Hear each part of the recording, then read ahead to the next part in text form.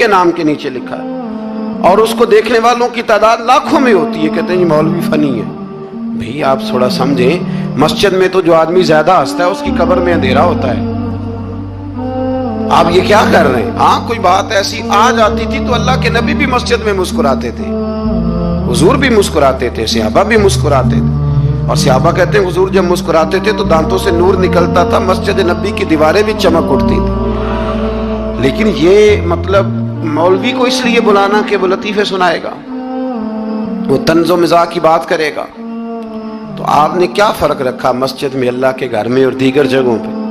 आप जरा समझिए इस बात कि वही बात जो कुरान ने कही कि लोगों ने दीन को खेल तमाशा बना लिया है, माअज़ल्लाह लोगों ने खेल तमाशा समझ लिया है।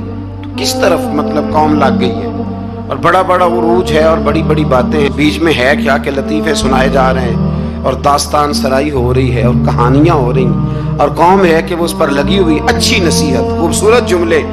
मेरे रसूल करीम अलैहिस्सलाम के गुलाम कहते हैं हुजूर जन्नत का जिक्र करते थे तो यूं लगता था हम जन्नत की सैर कर रहे हैं।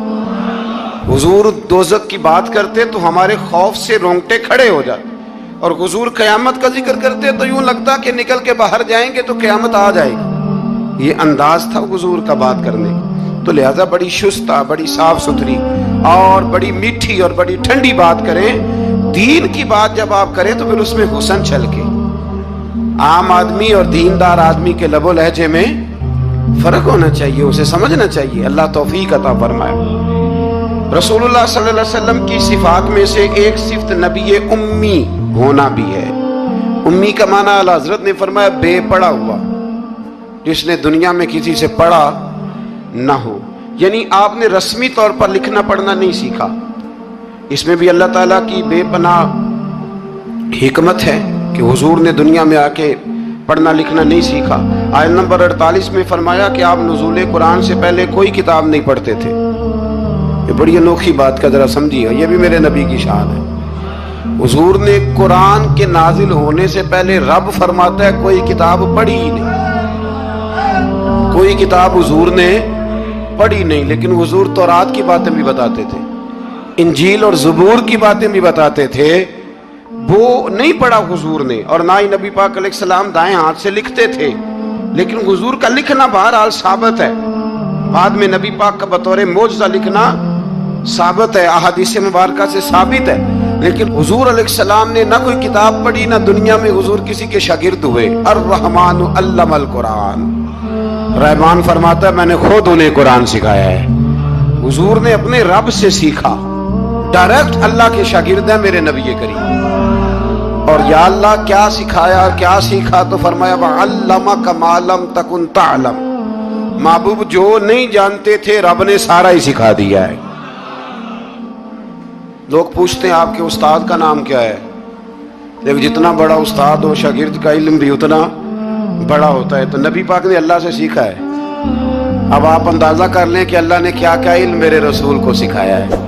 तो नबी उम्मी का माना है बेपढ़ा हुआ। आयत नंबर 50 से कुफार के मोजज़े की फरमाइश के जवाब में फरमाया कि कुरान मजीद से बढ़कर मोजज़ा और क्या हो सकता है, इसके अलावा क्या मोजज़ा मांगते? ये बहुत बड़ा मोजज़ा है। आज़ाब के मुतालबे पे फरमाया कि इसका एक वक्त मुकर्रर है, वो वक्त पे आएगा, किसी के कहने पर नहीं आएगा। आयत नंबर 56 में मोमिन बंदों को फरमाया जा रहा है कि जिस सर जमीन पर अल्लाह तबारक व तआला की रिजा के मुताबिक जिंदगी गुजारना मुश्किल हो तो अल्लाह ताला की इबादत की खातिर वहाँ से ऐसी सर जमीन की तरफ हिजरत कर जाओ जहाँ तुम बेखौफ व खतर अपने रब की बंदगी कर सको। हिजरत करने का हुक्म दे दिया अगर कहीं खुल के इबादत करने का मौका मुयस्सर ना हो। मेरा ख्याल है कि दुनिया में शायद ही कोई ऐसा खिता हो जहाँ खुल कर इबादत करने का मौका मुयस्सर। मैंने बरतानिया में एक मदीना मस्जिद देखी, बहुत बड़ी वसी मस्जिद। मैंने एक जुमा वहाँ पढ़ाया, तो जुमे के बाद हम नमाजियों के बीच बैठे। मैंने कहा आपने बड़ी शानदार मस्जिद बनाई। तो वो कहने लगे कि यहाँ की हुकूमत ने हमारे साथ ताउन किया। आप हैरान होंगे मेरी बात सुन के। वो कहने लगे जब हम मस्जिद तामीर कर रहे थे तो यहाँ से पीछे से एक रोड गुजरता था, तो हमारी मस्जिद में आड़े आता था, तो हमने गवर्नमेंट को एप्लीकेशन दी कि ये रोड आ रहा है। तो कहते मस्जिद की खातिर गवर्नमेंट ने रोड बंद करके रोड ऊपर से गुजार दिया है। अब तो इबादत करने की तो कोई दिक्कत नहीं।